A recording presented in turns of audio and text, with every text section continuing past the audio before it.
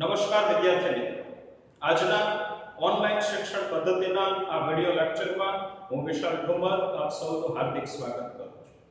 વિદ્યાર્થી મિત્રો, આજે આપણે વિષય નામના મૂળ તત્વો ધોરણ 12 ભાગ 1 ચેપ્ટર નંબર 1 ભાગીદારી વિષય પ્રવેશ આ ચેપ્ટરના અભ્યાસ તરફ આગળ વધીશું. તો વિદ્યાર્થી મિત્રો, આપણે અગાઉના વિડિયો લેક્ચરમાં ઘણા બધા અલગ-અલગ સ્વાધ્યાયના પ્રશ્નોની ચર્ચા કરી. એમાં ખાસ કમિશનની ગણતરી માટેનો એક દાખલો અગાઉના વિડિયો લેક્ચરમાં આપણે જોયો હતો. તો વિદ્યાર્થી મિત્રો, આજે એક નવા વિડિયો લેક્ચર સાથે નવા એક મેથડથી શરૂઆત કરીએ. આજે પણ એક દાખલાની કમિશનની ગણતરી માટેની બીજી અને છેલ્લી મેથડનો અભ્યાસ કરીશું. તો વિદ્યાર્થી મિત્રો, આપણે સૂત્રો જ્યારે ચર્ચા કરી સૂત્રોની, ત્યારે એ સમયે મેં કમિશનની ગણતરી માટેના અલગ-અલગ બે સૂત્રોની વાત કરી. એક સૂત્ર હતું છેદમાં 100 પ્લસ કમિશનના દરવાળું સૂત્ર, એટલે કે દાખલામાં જ્યારે પેઢીનો કુલ નફો આપેલો હોય ત્યારે છેદમાં 100 પ્લસ કમિશનના દરવાળું સૂત્ર મૂકી અને ગણતરી કરાય. એ રીતે આપણે અગાઉના વિડિયો લેક્ચરમાં દાખલાની ગણતરી કરી હતી. આજે ફરીથી કમિશનની ગણતરી માટેનો એક બીજી નવી મેથડનો દાખલો છે. તો વિદ્યાર્થી મિત્રો, આજે આપણે છેદમાં 100 વાળું કમિશનની ગણતરી માટેનું સૂત્ર મૂકી અને કઈ રીતે ગણતરી કરવી એ દાખલા તરફ આગળ વધીએ. તો અહીંયા વિદ્યાર્થી મિત્રો, મેં તમારી સમક્ષ સ્વાધ્યાયનો પ્રશ્ન નંબર 3 એનો ત્રીજો પ્રશ્ન મૂક્યો છે. આ પ્રશ્નની ચર્ચા કરી અને ત્યાર પછી એના જવાબ તરફ આગળ વધીશું. તો વિદ્યાર્થી મિત્રો, સવાલ છે વિસ્મય, અભિજીત અને કુણા 3/4 ના પ્રમાણમાં નફા નુકસાન વહેંચી લેતા એક પેઢીના ભાગીદારો છે. તો આ પ્રશ્નની અંદર કુલ 3 ભાગીદારો છે એ બાબતની સ્પષ્ટતા થાય છે. વિસ્મય, અભિજીત અને કુણા ત્રણેય ભાગીદારો વચ્ચે નફા નુકસાન વહેંચણીનું પ્રમાણ આપણને આપ્યું છે. પ્રમાણ 3/4 આ લોકોનું નફા નુકસાન વહેંચણીનું પ્રમાણ છે. તો વિદ્યાર્થી મિત્રો, 3/4 એટલે કે વિસ્મયનો ભાગ હશે 3 ભાગ, અભિજીતનો 2 અને કુણાનો 4 ભાગ નફામાં છે એવું નક્કી થશે. ત્યાર પછી આગળ વધતા મેનેજરને તેનું કમિશન આપ્યા બાદ વધતા નફાના 10% કમિશન આપવાનું છે. તો વિદ્યાર્થી મિત્રો, મેનેજરને કમિશન કેટલા ટકાના હિસાબે અપાય છે? કમિશનનો દર આપણને દાખલામાં સ્પષ્ટ રીતે આપ્યો છે. કમિશનનો દર 10% જેટલો ગણાય છે. પણ કમિશન આપવાનું છે આપણે મેનેજરને. તો અહીંયા મેનેજર એ પેઢીનો કોઈ ભાગીદાર છે એવું નથી કીધું, એટલે મેનેજર તરીકે કોઈ બહારની વ્યક્તિને આપણે બેસાડેલી હશે એવું માનશું. એટલે કમિશનની ગણતરી માટે મારે મેનેજરને કઈ રીતે કમિશન ગણવું એ બાબત આપણા માટે ખાસ અગત્યની રહેશે. પણ અહીંયા સ્પષ્ટતા કરી છે કે કમિશનનો દર 10% છે, એટલે આપણે સૂત્રમાં જ્યાં જરૂર પડશે ત્યાં 10% ના હિસાબે કમિશનની ગણતરી કરીશું. અભિજીતના ભાગે ₹30,000 નફો આવે છે. અભિજીત નામનો જે ભાગીદાર છે એના ભાગમાં નફાની વહેંચણી કરતા આપણને ખ્યાલ આવે છે કે ભાઈ ₹30,000 અભિજીતને નફા ભાગ મળવાપાત્ર થાય છે. આ નફાની વહેંચણી થાય ક્યારે?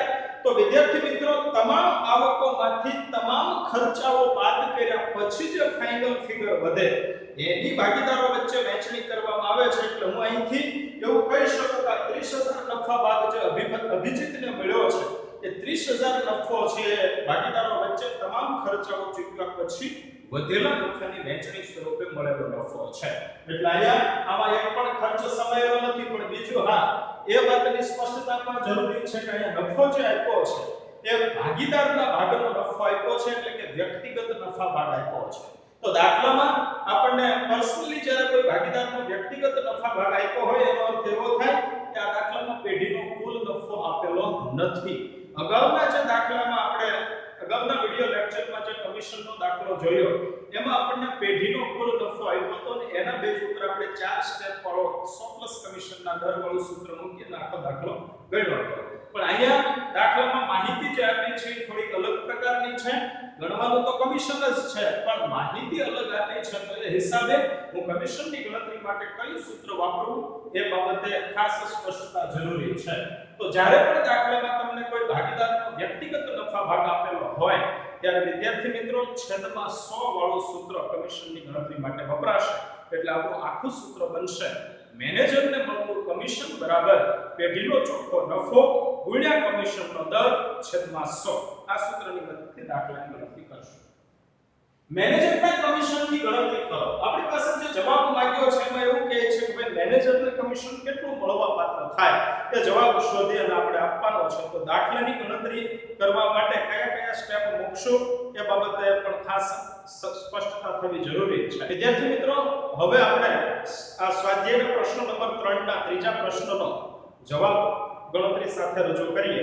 તો જવાબ તરફ આગળ વધીશું હવે અહીંયા મારી પાસે જે માહિતી છે એ પ્રમાણે મને દાખલામાં ભાગીદારનો વ્યક્તિગત નફા ભાગ આપ્યો છે તો સૌથી પહેલા આપણી ગણતરીનું પ્રથમ જે પગથિયું હશે એ ત્રણેય ભાગીદારોના નામ સાથે શરૂઆત કરશું પહેલા નામ છે ભાગીદારના ત્રણેયના નામ લખશું અને ત્યાર પછી એના નફા નુકસાન વહેંચણીના પ્રમાણ લખશું તો પહેલો ભાગીદાર છે વિસ્મય ત્યાર પછી નંબર 2 અભિજીત અને ત્રીજા ભાગીદારનું નામ છે કુણાલ તો આવી રીતે ત્રણેય ભાગીદારના નામ લખ્યા હવે ત્રણેય ભાગીદારો વચ્ચે નફા નુકસાન વહેંચણીનું પ્રમાણ દાખલામાં આપણને આપ્યું છે 3:2:4 છે તો વિદ્યાર્થી મિત્રો ત્રણેયનું નફા નુકસાન વહેંચણીનું પ્રમાણ પણ અહીંયા લખી નાખીએ નફા નુકસાન વહેંચણીનું પ્રમાણ 3:2:4 એટલે કે ત્રણેયના પ્રમાણનો કુલ સરવાળો કરતા કુલ પ્રમાણ બનશે 9 આ રીતે ત્રણેયના નફા નુકસાન વહેંચણીનું પ્રમાણ લખ્યું હવે પર દાખલામાં સૂત્ર કયું વાપરવું એ બાબતે ખાસ મૂંઝવણ થાય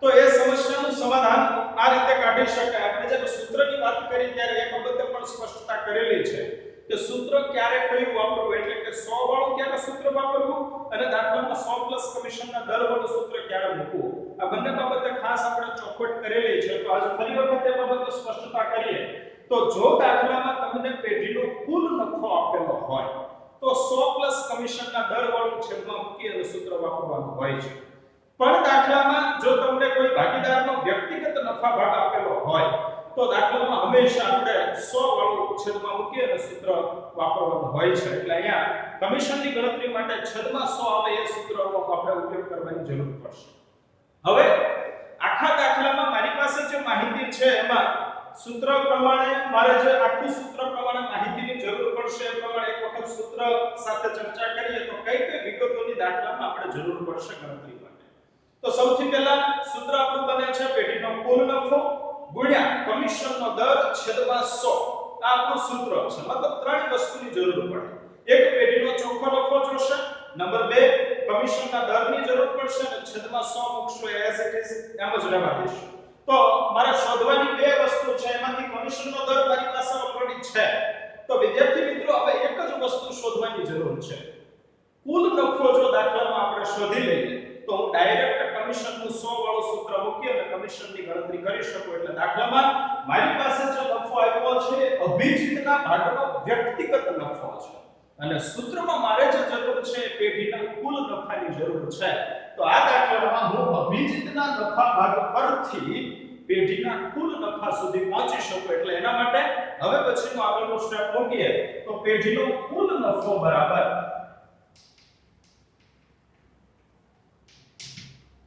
ત્રિપદી મૂકશો કે ધારી લો કે કોઈ ભાગીદારનો નફાના ભાગ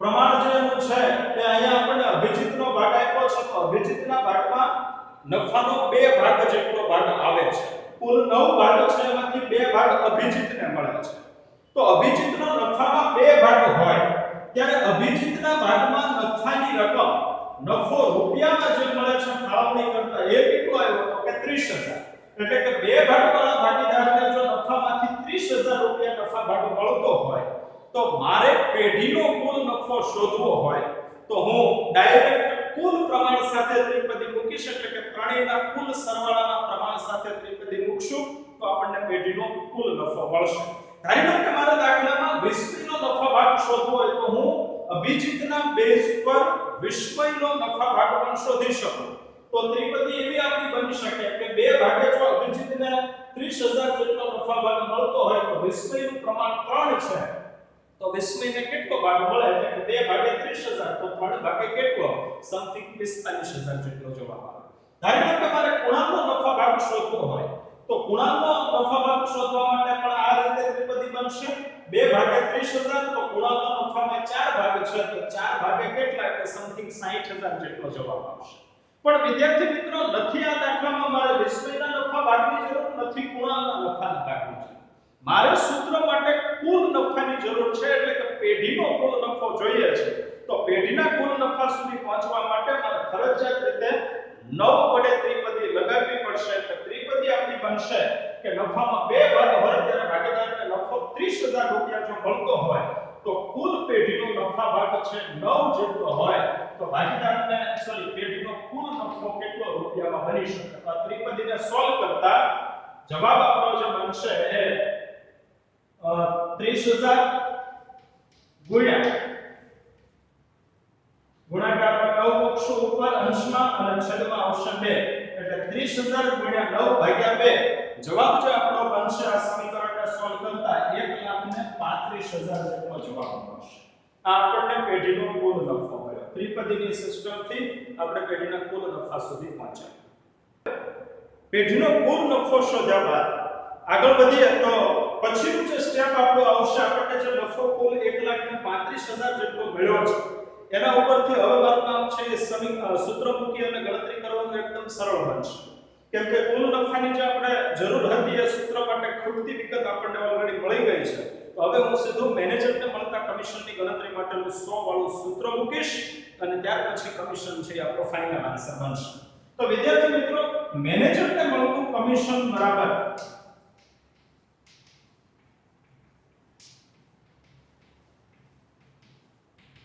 સૂત્ર આપણું બનશે પેઢીનો ચોખ્ખો નફો ગુણ્યા કમિશનનો દર છેદમાં 100. આપણું કમિશનની ગણતરી માટેનું સૂત્ર છે. હવે કમિશનનું સૂત્ર મૂક્યા પછી સૂત્ર પ્રમાણે માહિતીને ગોઠવીએ તો આપણી પાસે પેઢીનો ચોખ્ખો નફો એટલે કે કુલ નફો 1,35,000 છે. આ ત્રણેય ભાગીદારોના નફાનો સરવાળો હશે.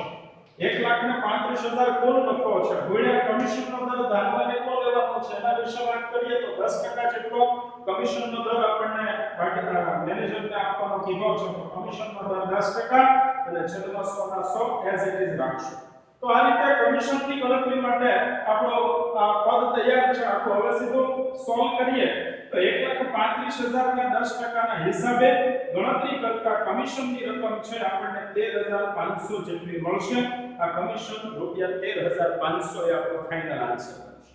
વિદ્યાર્થી મિત્રો અહીંયા સુધીની ગણતરી છે એ જે કંઈ કરવાનો માર્કિંગ સિસ્ટમ છે આખી એ 3 ગુણ હોય.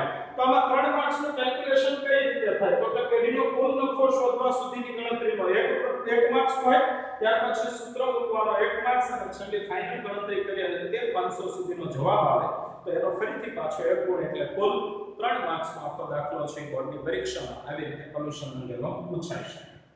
તો આ કમિશનની ગણતરી માટેની બીજી રીતની વાત અહીંયા સુધીના જવાબ છે દરેક વિદ્યાર્થી મિત્રો લખે છે પણ આનાથી એક સ્ટેપ એડવાન્સ એટલે કે કંઈક યુનિકનેસ બતાવવા માટે અથવા તો કંઈક સામાન્ય વિદ્યાર્થીઓ કરતા કંઈક અલગ જવાબને રજૂ કરવા માટે જવાબનું વિશ્લેષણ દર્શાવતું એક વાક્ય નીચે ફાઇનલ આન્સર તરીકે રજૂ કરવાનું. તો તેથી અહીંયા જવાબને હું આ રીતે રજૂ કરી શકું કે ભાઈ મેનેજરને મળતો કમિશન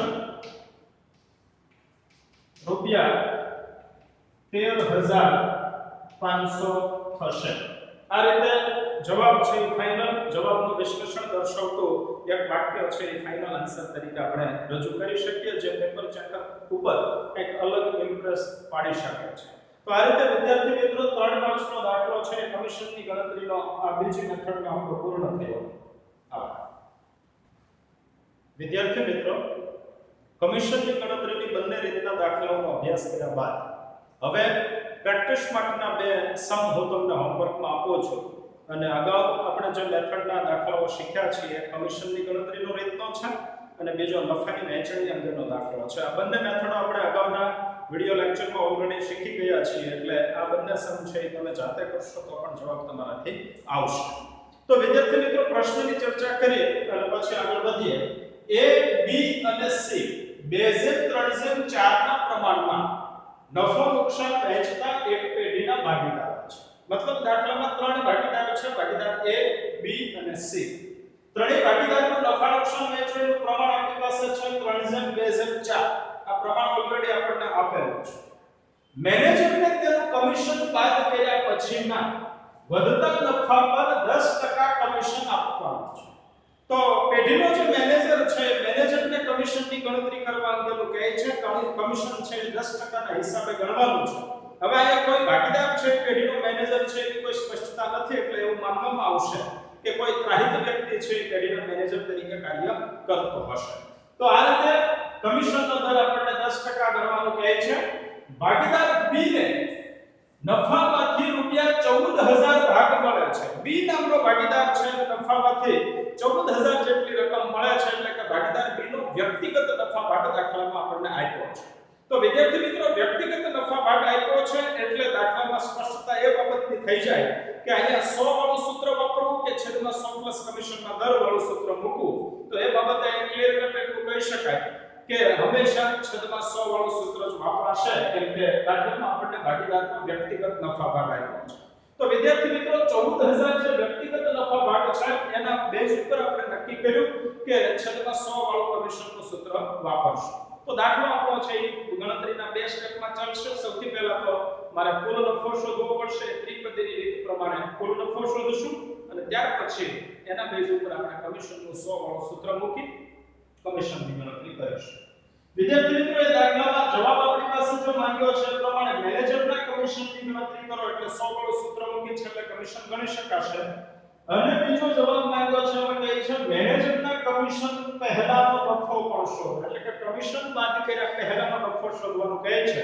તો દાખલામાં કમિશન પહેલાનો નફો શોધવા માટે દાખલામાં જે આપણને કુલ નફો પેઢીમાં આપણે ત્રિપદી મૂકી શોધશું એની અંદર કમિશન પ્લસ કરશું એટલે બંનેનો સરવાળો કરતા જે નફાની રકમ બનશે એ કમિશન બાદ કર્યા પહેલાનો નફો મળશે. એટલે ટૂંકમાં છેલ્લો જવાબ આપતી વખતે નફો પ્લસ કમિશન બંનેનો સરવાળો કરવાનો રહેશે. જવાબ આવશે કમિશનની ગણતરી કરતા 4200 અને કમિશન પહેલાનો જે નફો આવશે 46200 મળશે. ત્યાર પછી એક બીજો સમ છે મિલીને મીતાના હિસ્સાનો અડધો. બે ભાગીદારના નામ એવા મિલીને મીતાના હિસ્સાનો અડધો એટલે કે મીતાને જેટલો નફા ભાગ મળે છે એનો 50% જેટલો હિસ્સો મિલીને મળે છે. એમાં આપણે કહીએ છીએ તથા મીરાને મિલીના હિસ્સાનો ત્રીજો ભાગ મળે છે. તો મીરા નામનો ત્રીજો ભાગીદાર છે એને મિલી કરતા ત્રીજો ભાગ મળે છે. એટલે અહીંયા હું ધારણા છે ધારો કે 6 થી કરું તો ધારો કે મીતાને નફામાં 6 ભાગ મળતો હોય તો એનો અડધો એટલે મિલીને મળનારો ભાગ છે 50% ના હિસાબે 3 જેટલો કહેવાશે. જો મિલીને 3 ભાગ મળતો હોય તો મીરાને મિલી કરતા ત્રીજો ભાગ એટલે 3 નો ત્રીજો ભાગ એટલે 1 કહી શકાય. એટલે નફા નુકસાન વહેંચણીનું જે પ્રમાણ બનશે એ 6 ધારણા આપણે મીતાના પ્રમાણથી કરી અને અન્ય ભાગીદારના પ્રમાણ આ રીતે શોધી શકીશું. એટલે પ્રમાણ બનશે 36001. જો પેઢીનો નફો રૂપિયા 30000 હોય તો દરેક ભાગીદારના મળતી નફાની રકમ શોધવાની છે. તો દરેકને નફાની વહેંચણી દર્શાવતી ગણતરી કરશું એટલે પહેલા ભાગીદાર મિલીને મળશે 9000, મીતાને મળશે 18000 અને મીરાને મળશે 3000. તો આ રીતે વિદ્યાર્થી મિત્રો બંને દાખલા છે એકદમ સરળ છે. જાતે ટ્રાય કરશો એટલે 100% આવડશે. આભાર.